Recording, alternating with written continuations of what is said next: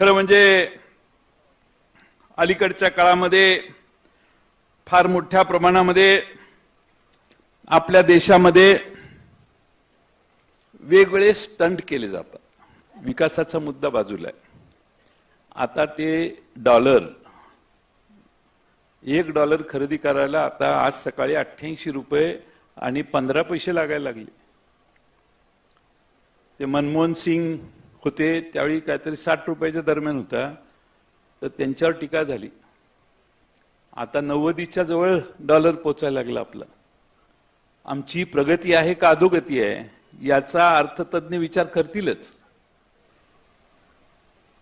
आम्ही या देशामध्ये कधीही पाकिस्तान बरोबर युद्ध करताना शेजारच्या कुठल्याही देशानं मध्यस्थी केली नव्हती.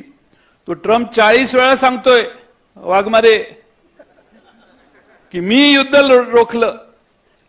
काल परवा तो व्हिडिओ आलाय बाहेर, तो म्हटला की मी फोन केला त्यांना आणि त्यांना सांगितलं 24 तासात थांबवा, ते चालणार नाही. 24 तास राहिले, 5 तासातच थांबलं म्हटलं. त्यालाही वाटलं होतं बाबा 24 तासात थांबतंय की नाही.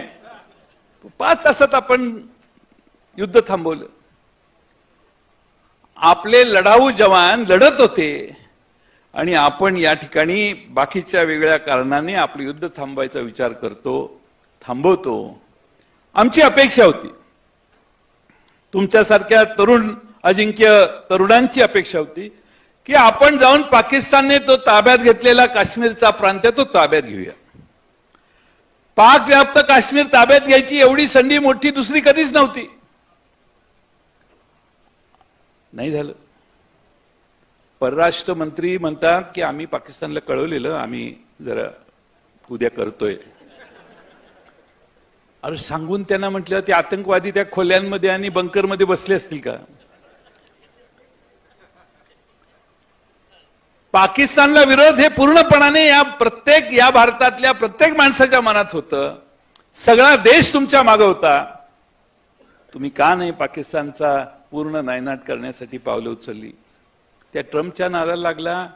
त्या ट्रम्पने आदेश दिला म्हणून गप्प बसलो. परत त्यांनी टेरिफ पण नंतर वाढवलं, 50% झालं टेरिफ.